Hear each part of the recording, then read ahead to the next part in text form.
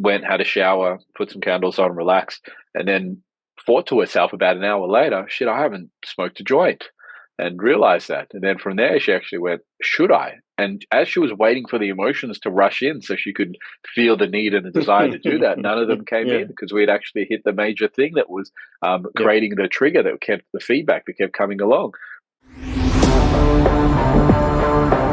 Hello and welcome to Share.care's What is Manly radio show and podcast. Men feel more lonely, lost, and not useful in society than ever in history. Males are not attaching to school, work, or women. What it means to be a man appears lost. Is there a framework for being manly that we can unearth?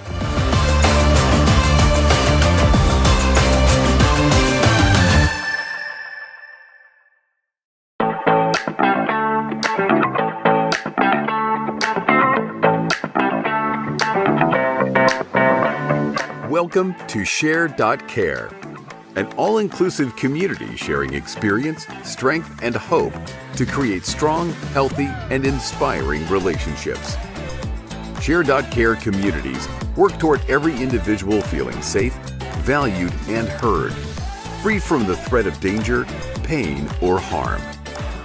Each episode, founder Damian Andrews explores the principles underpinning Share.care and invites expert special guests to share their knowledge so you can easily reap the benefits so many others experience. You hold the choice to create your future. Let it be with strong, healthy, and inspiring relationships. Good morning, Emmanuel. How are you? I'm fantastic. How are you doing? Great, and looking forward to catching up. It's I thought a lot about our previous podcast and really enjoyed that, and a lot of learnings from my perspective of that, and I know a number of people commented on it as well, that they learned a lot for that. So I was really looking forward to this discussion with you, talking about what is manly. For the audience, who we have with us today is Emmanuel H Anthony. Now, he's a human behavioral expert dedicated to teaching universal laws which assist human beings achieve outstanding results. And he also founded Quantum Equilibrium, and the Emmanuel Anthony Institute. And you're doing a lot of great work around with people and companies. You have such a great perspective on life. I mean, and we'll put the link in there from your previous interview. And it wasn't always, a smooth road. You had some hardship that you had to overcome, which is great. Which leads into this topic that we're talking about: what is manly? In the world today, there's a lot of discussion about men being lost, lonely, not feeling like they're having a place in life. Many men are turning away completely from relationships, not even getting involved in relationships. They're not. I think it's only about 40% of men complete higher education. So the research shows. What's your experience? What have you seen from that perspective, and what's your take on that? If we start broadly and start narrowing it down to some specific elements. Well, I think the first thing that's wise to look at is people honoring and embracing who they are authentically, because there's Mm, a past and prehistoric model of what a man is. Holding your emotions, or it's cultural because different cultures will, depending on where you go around the world, that have a different perspective on this. But you could say that it's universal to a degree. When we were hunters and gatherers, and as we've evolved, that some mm, cultures have kept on to this idea that you hold on to your emotions, you don't share them with anybody, you just kind of keep looking forward, and that kind of attitude. And the problem with that has been that it's held back the evolution of men to a degree in certain perspectives. But instead, it's wiser to honor and embrace all sides of us, because this idea that there's just male and female doesn't really exist. And I'm not talking about in terms of the debates that are happening today with transgender. I'm just talking mm, about that every single male has aspects of themselves that are testosterone driven more than what a female would have. But then there's another aspect of them as well, which has a complementary opposite hormonal drive too. So we want to embrace the softer, which is, the father potentially in the future that looks after a child and has the ability to manage their emotions, but also the stronger and the tougher part that maybe the father that looks after the household or carries a certain degree of responsibility with that. So I think finding the balance between those two and honoring who we are as men, that's one of the biggest challenges that society is having. And then breaking those dogmas to be able to embrace aspects of themselves that maybe in the past were seen as, gay or not able to do, or all of those kind of stigmas that came with it. It's an interesting point that you raised there about some cultures evolved um, and embracing those softer elements, so to speak, whereas others didn't. And the whole aspect of men not, which we've just talked about here, not holding on to their emotions was the terminology you used. From that perspective, and because I always found this very difficult to understand because it wasn't my world. I was in the Special Air Service Regiment, so I was with a lot of tough guys, and all of them could express emotions. All of them could ask for help when they needed it. What I didn't appreciate it until recently is was that even though we were all screened psychologically before we went in, so my guess is, and I don't remember the test because it was a long time ago, that there was an element of that test that actually, because you can't do that role, you can't be that tough guy in those roles, and it's not like in the movies where you have this one-dimensional character that goes around shooting people and it's all okay. Things don't work that way in real life, so you can't do that role and be this tough guy without being able to understand your emotions and being able to address them, and be also to ask for help when you need it, because you need help. That's the reality in this world. We don't operate in a silo. Where do you think that that got lost from that perspective? Because it said, for me, I found it difficult to understand this whole dynamic of not asking for help and not expressing emotions because it wasn't my world. Where do you think that got lost? Well, it comes in many different forms of what you could call an onion, or the layers in which we live our Mm. lives, because you may have culture, society, friendship group, the area in which you live in their certain set of beliefs, religion.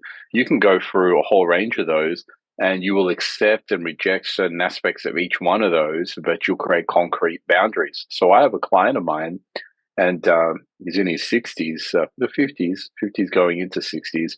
And one of the aspects that we've spent quite a bit of time working on in his life is actually taking all of the areas that he didn't or felt that he couldn't ask for help because his father and the model which they grew up in was you solve that stuff yourself. That's what men do. And then Mm. seeing how it's actually beneficial to be able to hire experts within other areas, and then specialize in the areas that you have expertise in, but delegate the other areas instead of trying to do everything at once within that. So usually it comes from subordination of outer authorities or outer authority figures in which we've perceived that we need to honor. Otherwise, we have shame or guilt associated with not doing that. It's an interesting point that you raised there as well. I love this conversation. Is it something we need from a man perspective, as you mentioned about delegating? Is it we need to frame that in that manner to make it easier for, or more palatable for men to accept that it's not a weakness to ask for help, but hey, this is a position of power going, hey, I can delegate this, or I can seek this information which is going to help make me stronger. Well, that's one way of looking at it. I mean, um, usually when we transcend a specific challenge we're in, we've looked at it from an alternative perspective, which gives us more of a balance and an ability to use it as something that's on the way, not in the way. So Mm. I definitely think that can assist.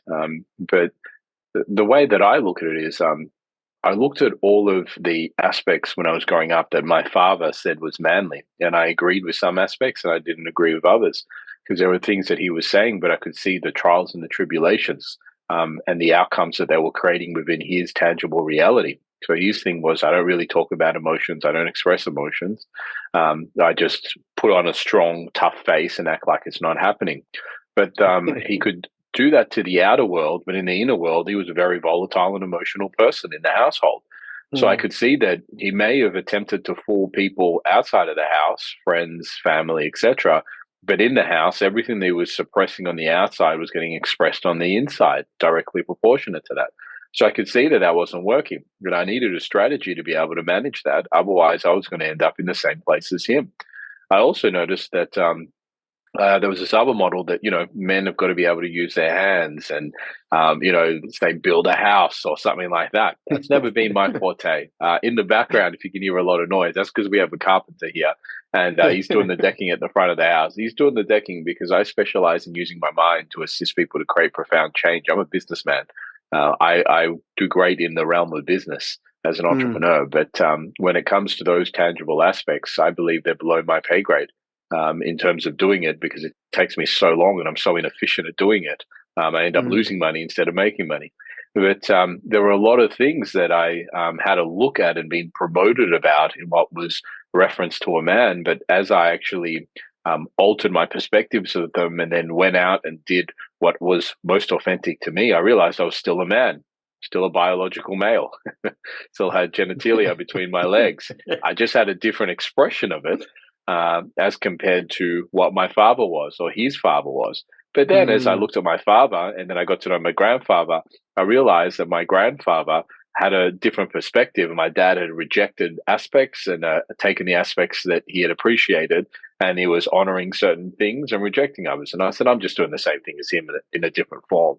So I found that there were a few pillars to really allow me to appreciate my manhood and who I am. Number one was managing my emotions.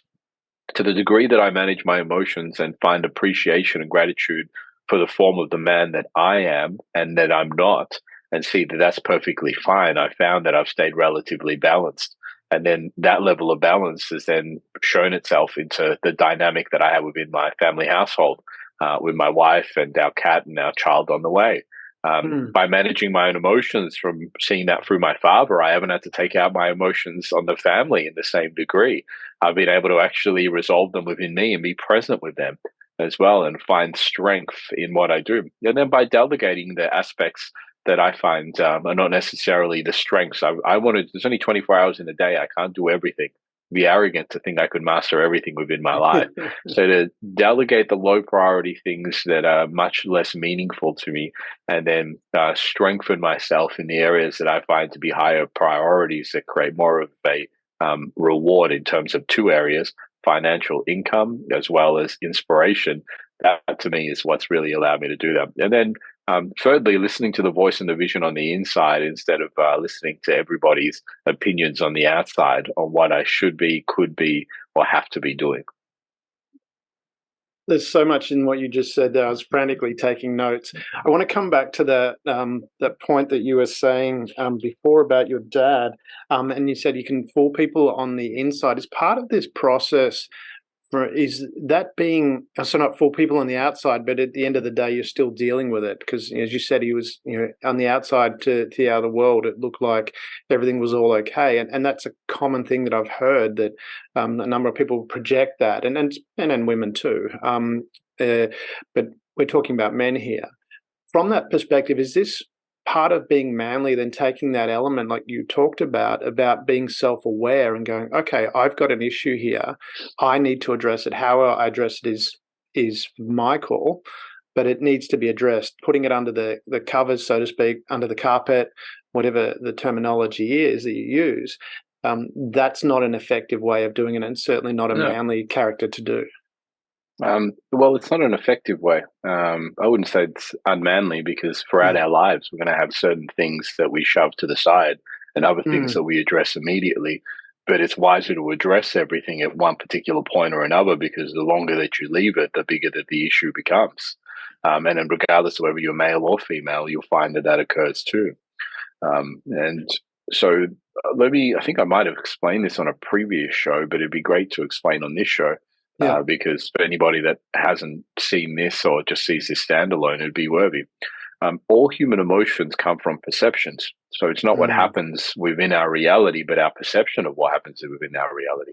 That's why you, myself, or a group of people listening could be at a particular event together as a group and something happens and we're going to have, if there's 10 people, potentially 10 different responses, 10 different emotions, and they can be extreme in the perceptions from one extreme to the other, extreme positive or extreme negative or neutral, in terms of what occurred. And nobody's right or wrong. It's their perception. Perception's always correct in terms of that's how a person perceives it, but how you perceive it has a biological and physiological impact within your body. Because first you take that in through your eyes or through your senses. So 5 of those we know: see, touch, hear, taste, tactile.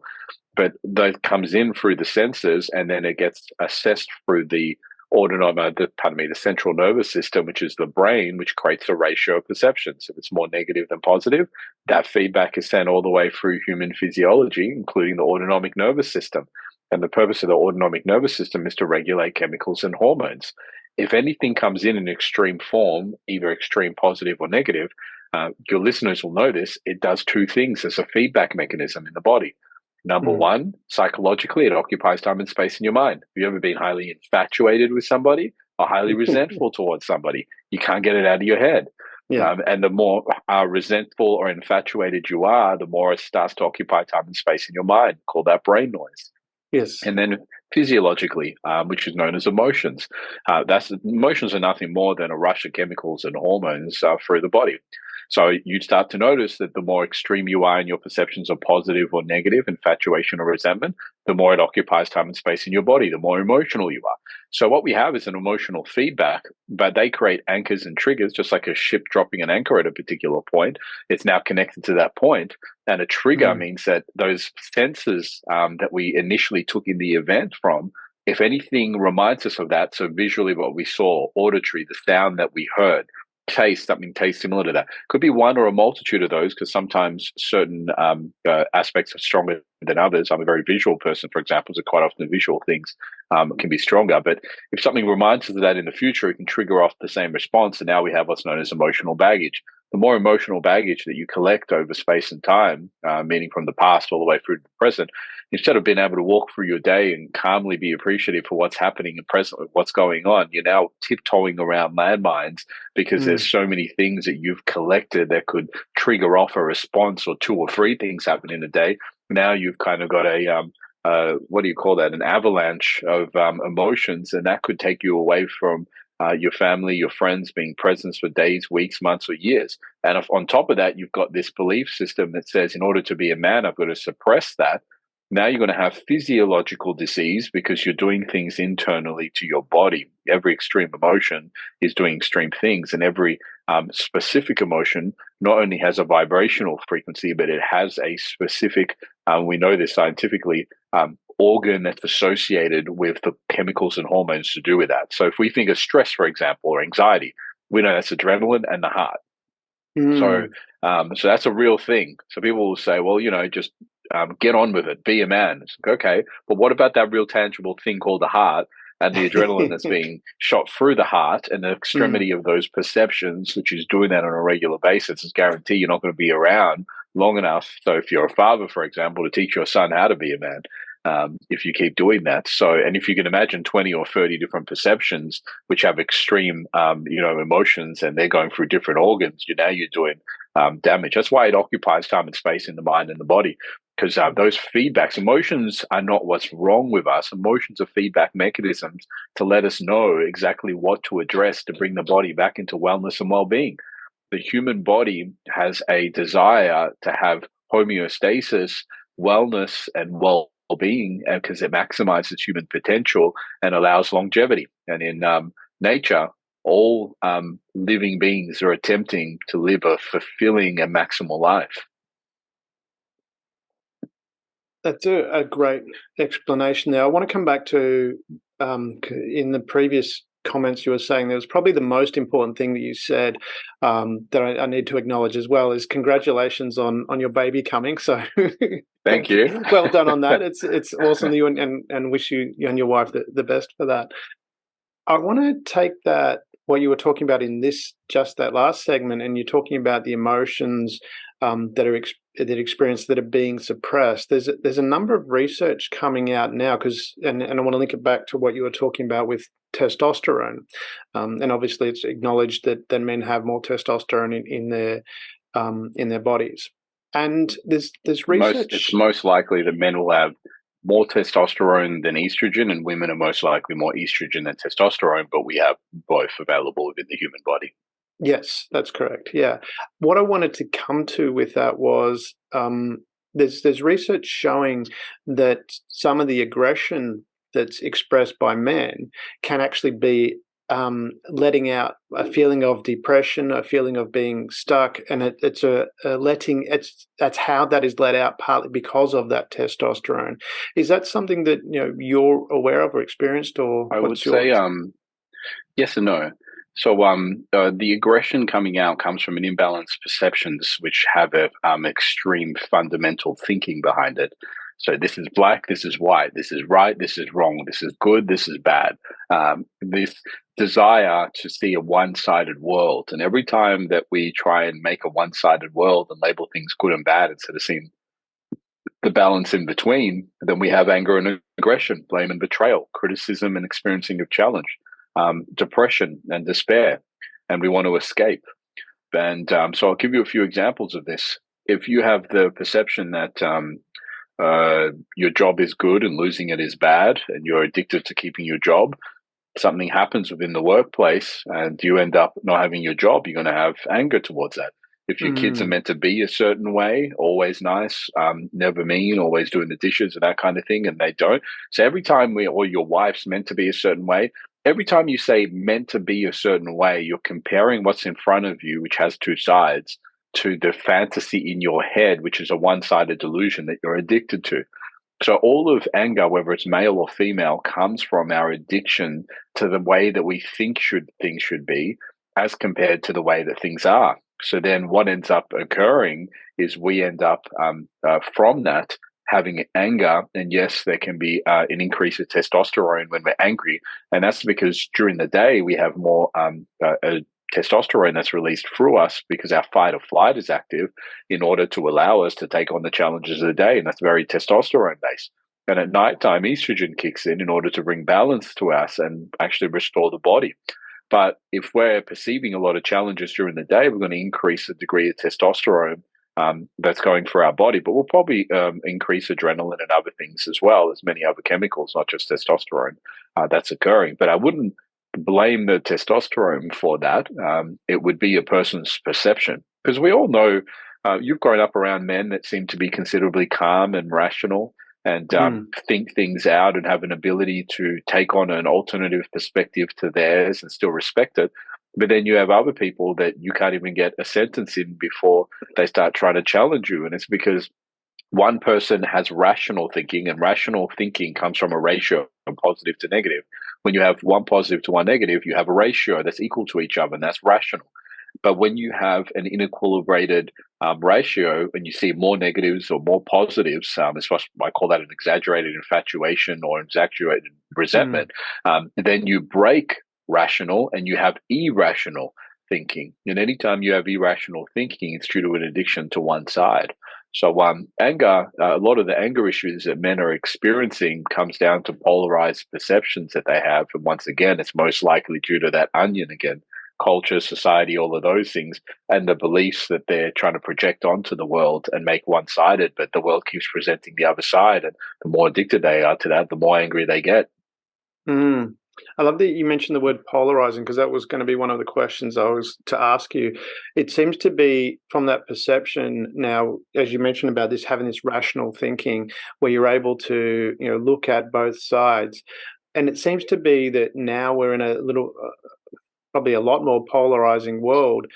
Social media, there seems to be very strong opinions, and if you don't agree with that opinion, then you're on the other side, so to speak. Do you think part of that has created a problem for men trying to find themselves, going, we've got to be on one side, we can't have this balanced approach? Well, there's two parts to that. The first part, I wouldn't say that we're more polarized because we have more information. We can see the other side now. Mm, Whereas when my mum was growing up in a third world country of Rodrigues before I moved to Australia, you had to go to a library and wait for a book. And that was the only library on the island. And if somebody did bring that back, you just didn't learn about that. That's all there was mm. to it. Whereas today, you can jump on your phone and see the other perspective. So we actually have more information on both sides. Mm, But our common human thing to do is to have a subjective bias and then look for the things that prove our subjective bias and then watch that on a consistent basis instead of watching the other side, which is true science. which has debates both sides and looks at both sides and then comes to a rational balance between the two and lets the science do the communicating. So I think we have a lot of information out there. But in terms of the polarization, I definitely believe that a lot of that is shown because we have mainstream social media now in a very intriguing, especially in America right now. You've got transgender debates. I mean, right now they're having the most interesting debates about what is a male or female. It's a very simple question. Well, you're either speaking biology or psychology. That's the main debate challenge that everyone's having. Biological males and females is a very easy conversation. Psychological males and females starts to get into a very murky area. And you could be in that area, you can make up whatever you want, and it's true based on the person in reference to that. So I think, there is a lot of information out there, and yes, it can be very challenging to navigate your way through the information. But anybody that is actually willing to find it and the truth will find it out there. But it's going to take work like anything else in order to find. It's just not everybody's willing to do the work to look at both sides and activate rational thinking and not get addicted to one side. With the element you talked about there, having that subjective biases, and that's what seems to be helping to create this polarization. We seem to want to prove what we believe to be right. How do we open up to be able to, how do we encourage other people to open up? If we're not open ourselves, firstly, how do we open up ourselves? But also, how do we encourage a world where people are actually more open to learning what the other side might be thinking about, or what maybe it's not, side is not the right word, but what other people are thinking?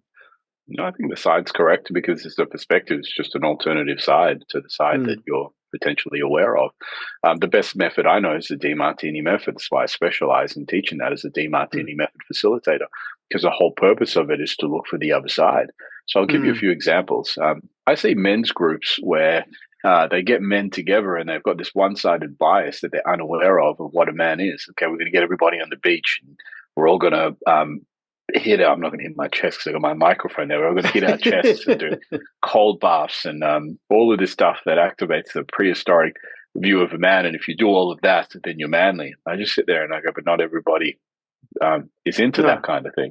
And that doesn't make a man more or less of a man. What if a guy is coming home and he makes $1 trillion a day and just likes to hang out with his son and play some sport, but he has no interest in any of that stuff? Does that make him any less manly? When I work with my clients, one of the things I have a look at is all of their perceptions of what a man is. And then we look at both sides of that to make sure they're not infatuated with that idea. Otherwise, they'll beat themselves up when they don't do it. So they may say, I've got a client at the moment and he said, I don't spend enough time with my kids. And I said, well, your kids have both pain and pleasure, benefits and drawbacks from you doing that. So what's the benefit to them? Because he could see the drawbacks, but he couldn't see the benefits. By the time he saw the benefits and the drawbacks equally, he could see that they were actually in a fantastic place, and he let go of his shame and guilt and honored and appreciated the role of the father that he was playing. And then we took the what he was infatuated with, and then we had a look at somebody in his life that was demonstrating and displaying a lot of time with their kids. And we looked at the drawbacks of their children, and he realized that he'd been comparing himself unwisely to that person, but their kids had a lot of drawbacks as well. So then we just went through, and we're still working together now, but we're kind of going through all of the aspects of what he perceives to be manly.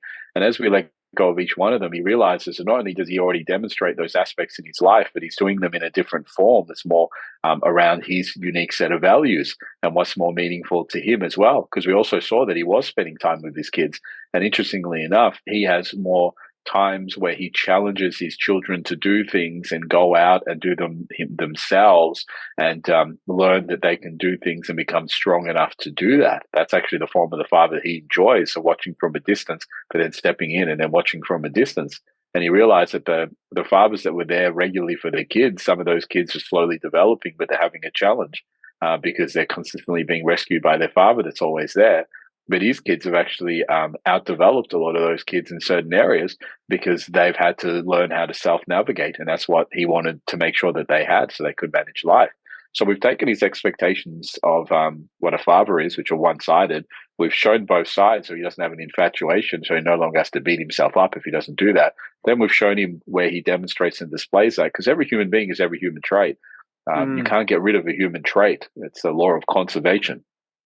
So we've shown him where he demonstrates and displays those things, and then honored his variation of it, and then taken who he's comparing himself to and shown him the other side of the person. Because you only compare yourself and put somebody on a pedestal if you think it's more beneficial in the way in which they're doing it. But the minute he could see both sides, he realized that it was just a different form. And both fathers are loving and sharing something uniquely different, but neither one of them needed to be placed on a pedestal. They could both be appreciated for what they were. As we're doing more and more of this, I'm finding that this gentleman that was once suicidal, and he was only suicidal because of all of the emotions that kept popping up, and he couldn't get rid of them, and they were occupying time and space in his mind. As those emotions are dissipating, he's getting a clearer mind. The brain noise is disappearing. This person that had a lower self-worth is actually increasing his worth now because he's able to see the value that he's providing for his family and how he's honoring them as a man in his own unique form. And the more he does that, the more appreciative he gets and the more he's giving himself permission. I love that. And I love that you mentioned about the beach and beating your chest element, because I mean, I've always found that and interesting, especially given my background coming from, you know, being in the SAS, working with the TRG. All these guys are really, really tough, manly guys. From that perspective, in that work, but you took them out of that work, you wouldn't know that's what they did. They didn't work. And sorry, go ahead. I think the biggest challenge I was going to quickly say, and I've found this to be with a lot of vets and people that have gone to war and things afterwards. It's what happens afterwards. I think in America is a huge example of it, where they promote this, you're going to be a hero, you're going to be there for our country and all of those things. But then afterwards, the psychological care that's really available for them isn't there. And then they're treated like these kind of secondhand people in society that can be addicted to a whole bunch of drugs and things. And it's really just the emotions of the extremities of things that they saw. It's an extreme thing to go to war and see people die and be responsible for that and have a mixture of emotions as to how you feel about that, and maybe even find the truth about what the war was really about. Because I had a very close friend of mine that revealed a little thing to me, and he went to Afghanistan, and I saw him at a nightclub when I was about 25, and jokingly I said to him, so you having fun protecting the poppy seeds for the pharmaceutical companies? And his face went jet white. And I said, why do you look so weird? And he goes, how do you know where I've been? I haven't told anybody what I've been doing or where I've been. And I said, is that what you've been up to over there? He said, I thought we were over there to protect people and do blah, blah, blah. He goes, I literally protect poppy seeds all day. It's the most boring thing you can imagine. And I just hate it. I can't stand it. He goes, I wonder what I'm there for politically. It really makes me question my career within that. So you can imagine if you're killing other people, but you may see sometimes that they're civilians, or you don't agree with aspects, but you feel you're forced to. And there's a range of things that you're seeing. So these are the most extreme things that a person could potentially see in this world. And then we're just putting people back out on the street and saying, well, man up and deal with it and try and find a career outside of this now.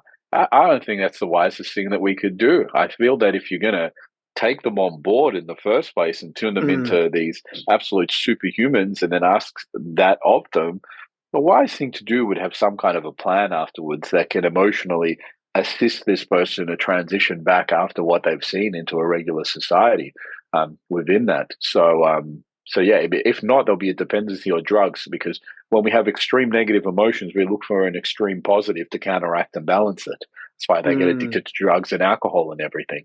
I once had a client of mine, it's a female, but it's still relevant to males. She said to me when we had our first discovery call, which was an initial conversation to find out if we're a suitable match together. And she said to me, I've got a marijuana problem. I'm addicted to it. And I'm asking, can you help? Because I have some friends who worked with you and you've been able to help them. I said, well, I don't believe you've got a marijuana addiction. I believe you've got a marijuana solution, and I can help you find a different solution. Yes, and she said, what do you mean? And I said, well, where do you work? And it was in a corporate industry. And I said, well, do you smoke weed all day over there in the office? Just rip bongs and all kinds of things? Because I wouldn't do that. It's unprofessional. I said, well, you're not a very good addict for starters. You're setting a lot of rules as to when you can and you can't. A lot of the addicts that I've heard of, they have to have it all the time and they quit life. She goes, no, I couldn't do that. I said, well, how do you get home? She She goes, by public transport. I go, well, when you get on the transport, you start pull out a bong and have a go at it. I was having some fun with her as well, because I'd like to make sure my clients enjoy the process and have a laugh. And she started laughing, and she goes, once again, I wouldn't do that. I have respect other people on public transport. I said, you're not doing very good as this so-called junkie I've been hearing about. And I said, when does the actual marijuana behavior begin? She goes, the minute I get home and as soon as I walk into the door. I said, you live by yourself? She goes, yes, I do. And I said, okay, do all of the thoughts that you've been suppressing during the day while you're at work and around other people that you feel you have got a strategy that you can suppress that? When you get home and you're by yourself, do you feel it's hard to do that? She goes, I can't. It all comes racing. I said, so what do you do? She goes, I smoke a joint. And I said, how long does it take before you get an instantaneous change in your physiology and psychology? Instantaneous. We know that marijuana is instantaneous. Some drugs like MDMA may take half an hour to get into your system if you digest it through a pill, but marijuana is instantaneous.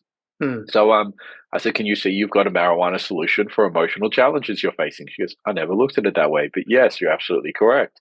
I said, what else have you tried? She goes, psychologists, psychiatrists, counselors. She listed a bunch of things. Did they work? She goes, no, they didn't work. I said, does the marijuana work? She goes, instantaneously. I go, so you've actually consciously chosen the marijuana because you perceive it gives you a faster and a guaranteed results that are wasting your time and efforts in these other areas. She hadn't thought about that. She goes, oh my God, you're absolutely correct. Anyway, we consulted for 2 weeks. We found the biggest area that was occupying the most time and space in her mind and triggering off the most emotions. We used the DeMartini method and more balance to that. And I remember the session because we had a really big session in a second consult of doing it. And you could tell a lot of stuff had been shifted inside of her. Physiology change, her tonality change, her linguistics, what she was saying, it was completely different night and day. But anyway, I got a message and she says a couple of days later, I haven't smoked weed in 2 days. And I go, great. And she goes, I have a feeling you knew that was going to happen. I said, yeah. And she goes, but we haven't even spoken about the weed or anything. I said, I've never said it was about the weed. And I said, why don't you give me a call? And she goes, she got home 2 days. It was the day after the session. She got home, went, had a shower, put some candles on, relaxed, and then thought to herself about an hour later, shit, I haven't smoked a joint. And realized that. And then from there, she actually went, should I? And as she was waiting for the emotions to rush in so she could feel the need and the desire to do that, none of them came in because we had actually hit the major thing that was creating the trigger that kept the feedback that kept coming along. So she said, no, I'm not. She goes, I'm going to enjoy a nice dinner, a glass of wine. Alcohol is never a problem for her. She says, I'm enjoying a glass of wine and then just do whatever the night does. And then the next day she came home and the same thing happened again. And then she actually found, I believe it was the next day, she went to the gym for the first time in years because she had so much energy from not having, a bit of a groggy next morning from marijuana. So she gave that up and hasn't had the desire to do that for years because she dealt with the feedback that was causing the extremity. So how does this link into what I was saying before about men that go to war and all of those things that you were saying? I feel they're getting extremes in their perceptions in the negative. They're not being taught how to deal with them emotionally. They're just getting thrown out there and told to be a man. And then all the things around them are triggering off those responses on a regular basis. And they're so extreme that they're looking for the extreme high in order to balance that out. And that's what's occurring. So, and since America seems to have been in a lot of wars and continuing to be in them, if you guys don't find a solution for this, you're going to have an increase in what already is an epidemic. I was on a podcast interview last week, and I'll be doing it in a couple of months, talking about the epidemic in America on opioids and drugs. And I'll be talking about the same thing as well. Until people learn how to manage their emotions, they'll be running towards a drug to come up with a solution for them. And the real winners are the pharmaceutical companies. And that, from what you're saying there, I mean, that's interesting because I've heard that as well. And it wasn't my experience, but maybe, again, my experience is distorted because I was in the special forces and pretty much only in the special forces in my time in the military, which is treated differently. And that was some time ago as well. So I'm not sure what the state of play is at the moment, but certainly I've heard of a number of people not being able to integrate well after. And it is extreme. What you experience is very, very extreme. Coming with that, taking it for most people. By the way, I was going to quickly say that's how bikie gangs started.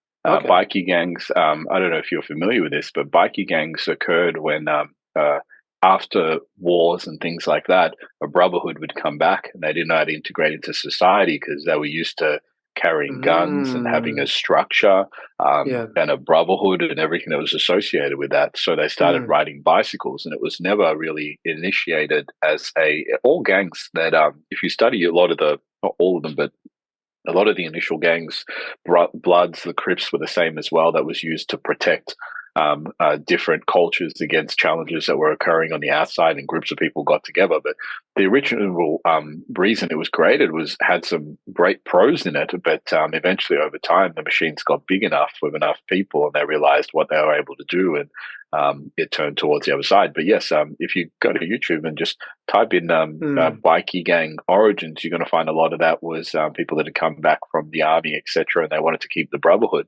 So they used to ride together, and there was a little bit of lawlessness to it, but it was just because when you're at war in those extreme cases, it's a bit of a grey area in terms of how you live your life, and they really appreciated that. They found it very different to what they saw in society. It's interesting, that point, actually, because a friend of mine, he's a 7th Dan black belt in karate, but he works with the police, courts, with both perpetrators and victims of violence. And he had an experience where there was 2 rival gangs in a school. And what he did was he had the principal send the leader of one gang to one room, and the vice principal send the leader of the gang to a room as well. Turns out that was the same room. And so he's there waiting, and both turned up, and he actually got them to have a discussion about, he chunked it up to a higher level. And so they understood each other, and they actually then immediately became friends. Shortly after that, the father of the one of the gang members died, and the first people out the household for the mother was the other gang. It was interesting how he brought them together from that perspective. It was a fabulous story of taking it to a different level and creating, instead of looking at the differences where they were creating their brotherhood, he took it to a higher level, and they actually created a brotherhood together, which was a fantastic model, I thought. On that. And that's where I wanted to come from, that perspective. When we're dealing with, the testosterone element, I was talking with the courts recently, in some offices of the court, and trying to understand the processes there, because there's a lot of discussion out there about the process within the court being unfair to men, because a lot of it appears biased. And when we got to the detail of that, what it was is that perception, coming back to what you mentioned about biology and psychology, and they're looking at it from a biological perspective, that men are stronger, they have more power, was the word that was used, or the words that were used. And so from that perspective, they want to put in place protections that men actually have this ability to control that power. Does that come back to what you were talking about before, using that process that you highlighted with the lady and the marijuana? Is that the process about becoming manly, is recognizing, hey, you have the power, quoting Spider-Man, with great power comes great responsibility? Is that a case where we're heading to with manly, is understanding, hey, you do have power, and you need to be able to control that? Well, every human being has power, and learning how to exercise it is a real key in that. But the court system isn't made to be fair. The court system is made for the person that knows how to use it. My lawyer taught me that many, many years ago. I had a challenge where I used to be a graphic designer before this, and I had issues communicating with the team for months, and I was trying to call them 2-3 times a day, etc. And they had a mismanagement and communication issue within the nightclub that I was doing the graphic design work for. And then one day, one of the owners just cracked it and said, "I'm going to sue you for 100,000. That's our losses." And I remember saying, "No, I've got all the evidence to show you. I took photos of it, and I've got them in email to show that I'm sending 2-3 times a day, calling your staff 2-3 times a day." Anyway, my lawyer said to me, he goes, "I could win on both sides of this." He goes, "I just want to get something through your head. Us as lawyers are the ultimate winners every time. Like a casino, the odds are stacked in our favor. The longer this goes for, the more we win. Ultimately, winning is the only thing we care about. We have no interest in justice, and the court system knows this. It's just kind of 2 sides debating against each other. And if I can hide something that's the truth to make sure that we win, I will do it, because that's what I'm interested in." So that's the first thing I think people need to realize. If you have a biased opinion that somehow that the court system is made for justice, you've already set up for failure. It isn't. Yes. There's 2 lawyers doing everything they can to win, because winning is what's important to them. But when it comes to men, I mean, men and women have different sets of benefits and drawbacks that are associated with being that biological sex. Within that, I mean, it would be very easy for any woman to turn around and say, Emmanuel physically hit me, sexually abused me. They could have another female or male friend punch them in the eye and a whole bunch of stuff. And it wouldn't need to be true. It would just need a stick. And that would create a certain persona about myself or Mm. anybody else. That's a very intriguing thing to know as a man. And I Mm. definitely know that in the same way that a woman probably looks twice at nighttime more than a man that feels strong. Mm. I used to be a bodybuilder, so my Mm. shoulders are wide. I don't do it anymore, but I'm still a very wide guy. So I keep an eye on my surroundings at nighttime. But I having a wife, I definitely think about her perspective. A great example of that right now is this discussion about transgenders in females' toilets. And Mm. I've spoken to my wife about it. I said, "How do you feel?" And she goes, "If a guy that looked like you came out and went and took a piss in the cubicle next to me while I was opening the door, I'd close the door again. I don't feel comfortable." That's Mm. because I'm not under no delusion that there's an equal fighting chance this guy's going to do that. So she's asked me to stand next to the toilet during certain Mm. situations if that was to become a normality. So I'd have to walk into the toilet and protect her Yeah. within that. So that's the challenge that they have. But we have challenges where, like I said before, a woman that we date or have a one night stand with could be a little psychologically, and I've been with women like that where I've left the next day. I was with a woman in a nightclub, and some women are into aggression in the bedroom. I have no issues with that. But she Mm. was so aggressive in the bathroom stall. And it was Okay. like, I was probably in my 20s or something. I won't explain the circumstances what led us into there, but we were Mm. both Yeah. in there and started making out, and Yeah. and she kind of shoved me onto there, and I don't know what the material was. It was a slightly metal material, but it could bend if you put into it. I think it was used as a Mm. design feature. But I know that when she pushed me into there, if that was in the bedroom at home, I probably would have taken it differently. But because I was in the female bathroom stall, I was a lot more cautious that my head went, there are other females listening to this. And if all they hear is a whole bunch of banging and throwing around when we walk out of here, I look like the aggressor, Yes. not the person that was aggressed towards. Yeah. So I remember when that occurred, I wanted to get the hell out of there. Because once again, you could see the drawbacks of being a male in that specific scenario and how easily there would have been two other women that said, I heard the sound. That clearly must have meant that. So Mm. we each have our benefits and our drawbacks. And yes, there is, like you said, with an element of having more testosterone within us to be able to produce more muscle and muscle density. There's a certain challenge that comes with that. And like you said, in the court system as well, with Mm. that. When I was younger, my sister used to do this thing. Um, we would fight just like all kids fight. And there's a certain Mm. age where you don't really understand the difference between a male and a female. A kid that Mm. pisses you off is just another person and get hit in the face. Yeah.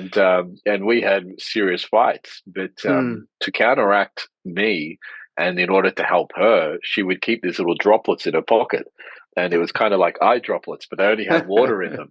So if I got too aggressive, right Mm. in front of me, she would kind of stand a safe enough distance and go, "Oh, Mum's going to get you in so much trouble for this. Just wait till you see this performance that I put on." And she'd have a straight face, and then she'd turn around and go, "Ma!" And the minute she did it, I knew I was screwed because she was going to win an Oscar with her performance. The tears were Yeah. there. No evidence was needed, even if I hadn't touched her yet. She just wanted to end the argument. So Yeah. so I believe, yes, men and women have, because if you look at it from that perspective, she had a great power too to get me Mm. into a lot of trouble.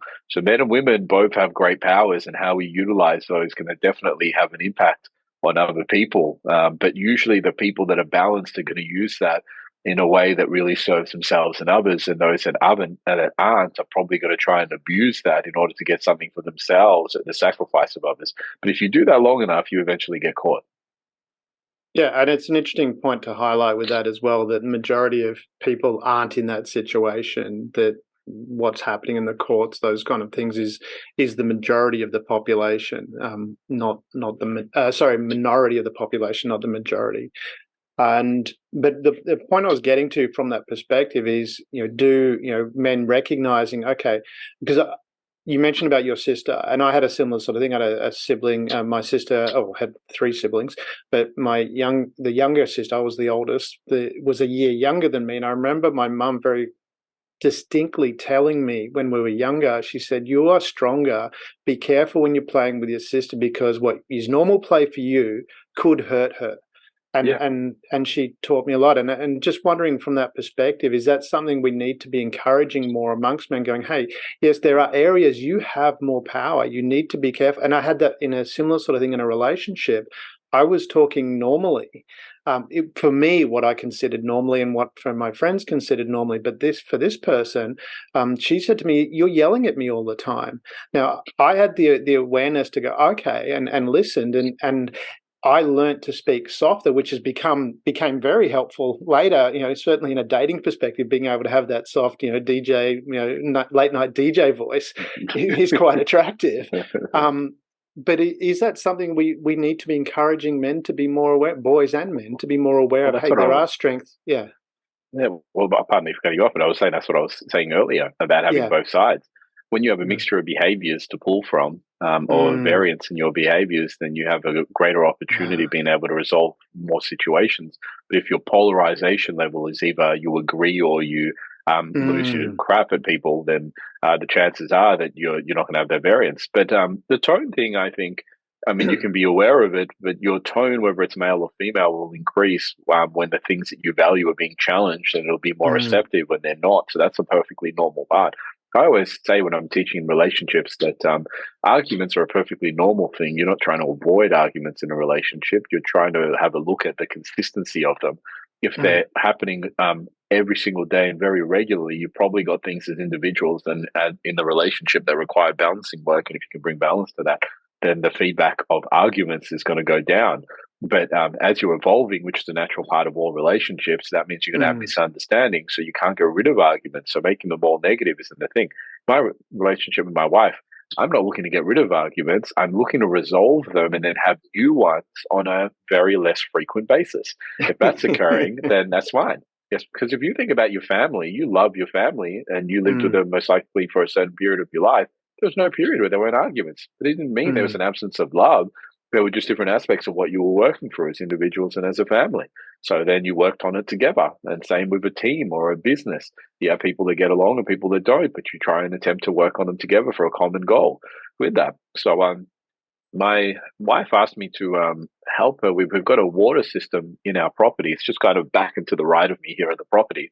And required a bit of strength to turn one of the water things because it basically it goes from the main water source. It strips all the chemicals out from it and then just produces pure clean water. And then that goes, instead of just going through the tap, ours goes through the whole house in that. But she asked me to help her to turn these things that need to get replaced on it every year. And when I went to go turn it, I had to put a lot of arm power into it, and it just involved a lot of energy.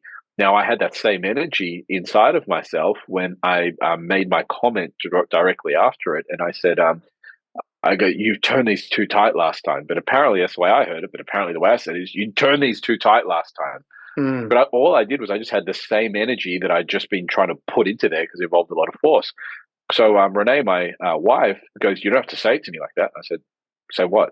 And then she really started having a go at me. And I said, stop. And I cut her off. I said, I'm not angry at you. I'm so lost at what's going on right now. She goes, your tone was very aggressive. And I said, give me a second to think. And I just sat there and I thought, and I go, I think I had the same aggression that I was putting into the task you were giving me and in the statement because they were so close to each other. But I'm not annoyed at you for tightening this because we're learning how to do this. And if I have to be honest with you, I probably would have tightened it the same way. I know I've done that in the house and then I learned later. So I go, this is a new thing. We're figuring it out. But I'm not annoyed at you at all. She goes, oh. She goes, I thought you were. And I said, I want to take that off the table. I don't want to be annoyed at you. And I think that what you did, I could have done very easily. You don't want me to be annoyed at you. We're on the same team. I go, if there's another team, let me know. We'll fight them.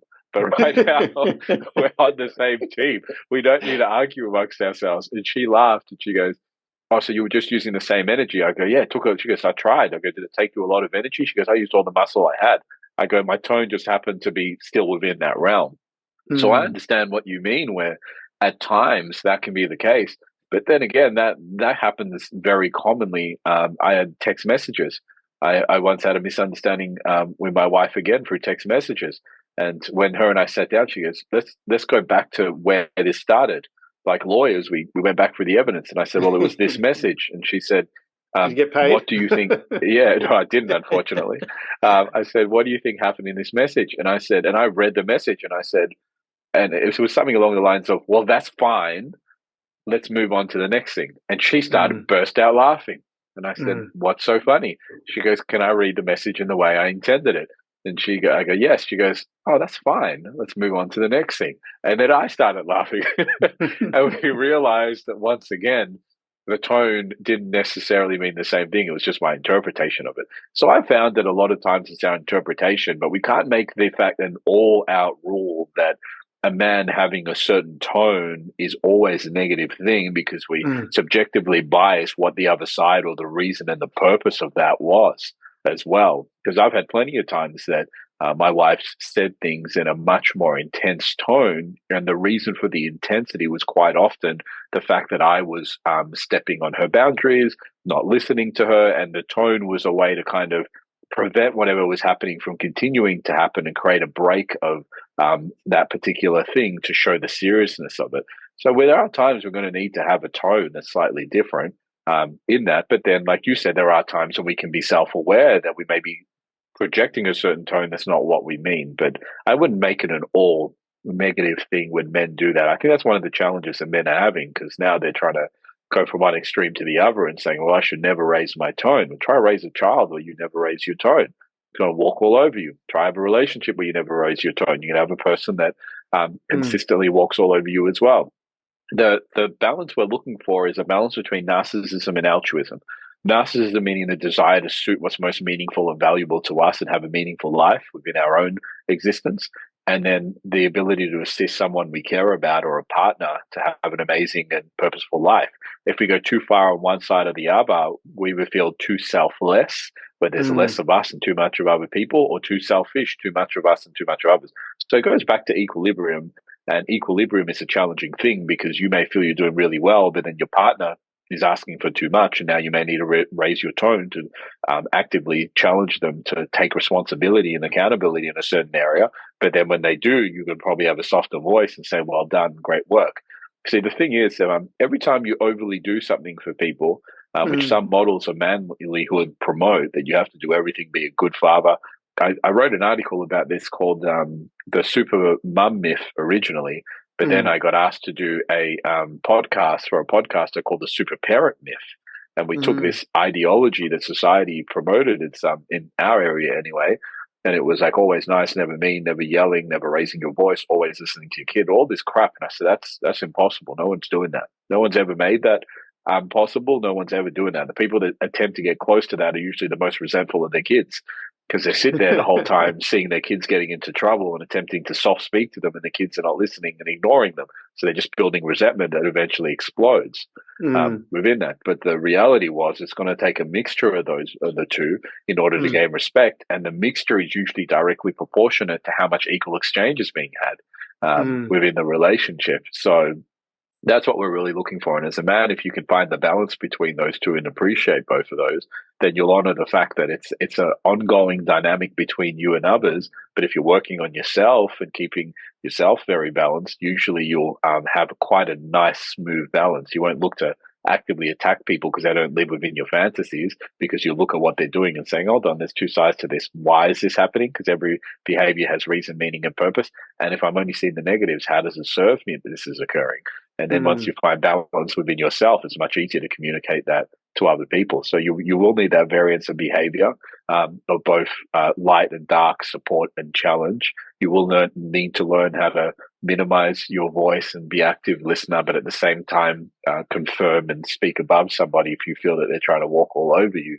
And to the degree you have both of those, you have empowerment. But if you're only activating one side, you'll probably be disempowered or attempting to disempower others above you.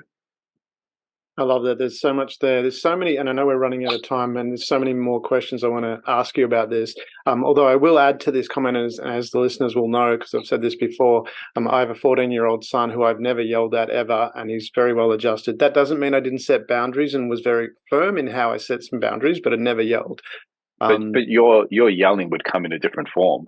Yeah, so there was definitely boundaries, and there was very rules. And that's what I mean. Set yeah, very early. Yeah, so set very early. Yeah. So if I look at, say, I'm about to have a son, and if I look at my father's form of extreme yelling and then physically hitting us, I just don't feel the desire to do that. That's not a model I feel like running. However, psychologically, the challenges I'm going to set for my son are going to feel like he got punched in the face as he tries to deal with it. So it's going to be the same extreme form of challenge, just in a different combat zone within that. So I'd say that you've just applied it in a different area to create a different result that honors who you are as a person and how you like to present as a father that feels most meaningful and it achieves the best result to you. And that's perfectly fine. That's part of the man that you are. Yeah, exactly. And an example was when he was doing a grading for one of his karate belts. He hadn't done the study and everyone else was going to go up, and I knew he wasn't. And I let him fail. And then I talked to him about it and said, what'd that feel like? So, but anyway, we've got to, I know you've got to run. Do you want to, like I said, I'd love to chat further at some point, because there's so many more questions I've got here. I think I've just scratched the surface of things I'd like to chat to you about on this, but maybe we can have as many. I was going to say we have as many. I don't know if you listen to the Honeydew podcast, but there's a comedian called something Diaz. I forgot his name. He's hilarious. But on the podcast, I think the podcaster got him on for one podcast, but he had so many hilarious stories that they just said, we're going to do an endless series of podcasts that hit relevant points. So if you've got more questions, we'll organize another one of these, and we'll just keep, if this is relevant to everybody listening, then we'll keep giving you whatever's relevant. I have no issues with that. So that's fine. Yeah. Oh, that'd be great. But okay, so we do need to wind up though, because I know you have to run. Would you like to, could you just sum up what, for this particular episode, how if you were to put being manly in a nutshell, how would you put it? Okay, so good question. And I think this is the reason why we generally don't answer all the questions, because it's multidimensional. I'm going to be speaking of what it means to be a biological male. And born biologically male, because that's what I'm aware of and know best. So the first thing I want to say is that the wisest thing to do to really embrace the form of masculinity that you want to share with the world is to strip back the layers of everything that isn't valuable and meaningful to you. So I would write down all of the different layers and beliefs that you have as to what it means to be a man, because you may find that some of the things that you think it should be, anytime you hear words coming out of your mouth such as should, need to, have to, must do it, all of those are outer injections. They're not authentic, because if it's authentic to you, you'll say I love to. So I would write down everything that you perceive to be a man, and then have a look and say, how many of those are actually things I believe in, and how many of those are outer authorities that I'm injecting into my life? Anytime you attempt to inject an outer authority and live by their values instead of living honorably by yours, you'll consistently beat yourself up, because you'll keep going back to what's authentic to you, but attempting to live at what's most authentic to them. So I wouldn't recommend that. You're here to honor and embrace your level of authenticity and share that with the world. So then I would take each one of these beliefs and I would look at the 7 areas of life: physical, financial, mental, spiritual, social, vocation, and family. And I would write a minimum of 100 benefits to that belief and 100 drawbacks of that as well, because you'll have a much more balanced perspective of and a much more rational and two-sided awareness of that belief. Because you may have a belief that a man is always there for his kids and is never not there for his kids. But we've just heard you say before that you've had active times where you've stepped away and said, no, I'm going to let you fail. Because then you can learn how to deal with life. And when I'm not here, you're going to have times where you don't get what you want. And knowing how to deal with it is what may prevent you from running to a pharmaceutical drug and having that deal with it for you. Yeah. So if you can honor both sides of each one of those beliefs, you'll take an exaggerated, polarized belief that you have guilt for not obtaining, and then have gratitude and realize that you actually honor it and don't in certain degrees, and that's perfectly fine. So that'll bring you closer to authenticity within that. The next thing you want to do is have a look at all of the emotions that you have within your life, because as you have volatility within emotions, that's what increases the degree of suicide within men. And I think it's higher in a lot of societies than it is in women. I would recommend reaching out to someone like myself and learning how to manage your emotions at a very high degree. Because when you manage your emotions, you're more present with yourself, you're more present with your family, and you're less reactive towards things that are occurring around you. So that's the controlling of the power that you mentioned before. Having this extra testosterone and strength and everything else, and learning how to tame that and control that. And to the degree that you do that, once again, you'll find another level of appreciation for your manliness within that too. But if you do those 2 exercises and then complete the values determination by going to drdmartini.com, click on the values section and find out what's most authentic and meaningful to you, and go out and live a life in alignment with that. So for me, it's human evolution, development, and growth. I have increased self-confidence and self-worth on a daily basis because I'm doing things that I love and loving what I do. A lot of men that don't feel that they have meaning and purpose will quite often end up, if you don't have meaning and purpose, and at the same time you also are having psychological, emotional challenges, those 2 things will weigh you down. And if they weigh you down enough, you'll probably feel the desire to commit suicide. And committing suicide means that you don't feel that you have a value for society and your challenges are bigger than what you are. But if you really want to man up, that's when you start to gain control and realize that it's not what happens outside of you, but your inner perceptions and your control of that gives you the ability to be a man and take on anything in this world within that. Then one of the last things I'll mention is strengthen and empower yourself in all 7 areas of life in a way that's most meaningful to you: physically, financial, mental, spiritual, social, vocation, and family, to the degree that, and a lot of these things could be said for men and women, but it's a manly show, so I'll be talking about it in that reference. To the degree that you empower each one of those areas, you're going to notice a sense of enlightenment and appreciation and resilience from the exercises that I gave you before, which give you this desire to go out and take on life. And that's what we think of when we think of an old school model of a man. A man is somebody that has an ability to take on life's challenges and grow from strength to strength and show this degree of strength within that. So in that element, whether you're male or female biologically, you can activate those manly qualities and go out and take on and live a very inspiring and fulfilling life. That's wonderful advice, Emmanuel. For the listeners too, I mean, we have referenced suicide in this episode. So if in any way that you feel that you are alone or need help, please reach out to somebody, because you'll find if you do reach out, someone will help, and it'd be very rare that you don't encounter someone that would help you if you're in that situation.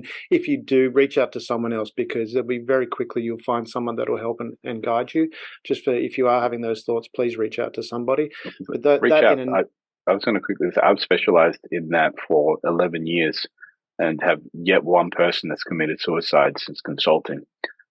Because the minute we actually address the extreme perceived negative reason they have for justifying their suicide, all of a sudden they don't within that. But I have to mention it in this podcast because that's one of the biggest challenges I'm seeing within men, is the end outcome is that they no longer want to be here. And that's a very extreme thing for me, because I love being a man. I love what that means. I love what I feel that I have the opportunity to produce for my family.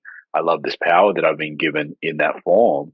I can't imagine not wanting to have that. So when I've seen that, if that's the most extreme, we've got to discuss that, because if you and I have a real conversation, we might be able to produce some real results. But yes, you can reach out if that's something that you're perceiving, and I'd be more than glad to help. So why is it have a conversation if you don't feel that you have the tools and resources to be able to address where you are, and ask somebody that specializes in that to actually assist you, so then they can help you transcend and you can get back to focusing on what you're here to do with the world.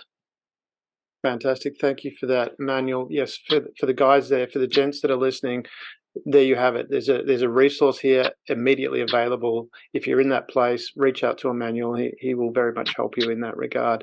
Love the nutshell that you put that into as well, coming back to that. There's so much in that to unpack as well. But Emmanuel, we'll include you again. We've just mentioned that we'll have all your details in the show notes. We'll have the link to your previous podcast in the show notes for the listeners that want to go back and have a listen to that if you haven't already had a listen to it. Lots of wonderful information in that. Emmanuel, thank you very much for taking the time to be on the What is Manly subset of the Share.care podcast. And I'm very excited to catch up with you again and continue this discussion. Beautiful. Round 3, I think it will be. And I look forward to it. Like I said, as many of these as we want to go through, I'm more than glad to do them. So I look forward to it. Thank you for being part of the Share.care community and helping people around the world prosper. You're creating a bigger pie for everyone to share. The more people contributing to the world being a better place, the better the world becomes for others and for you.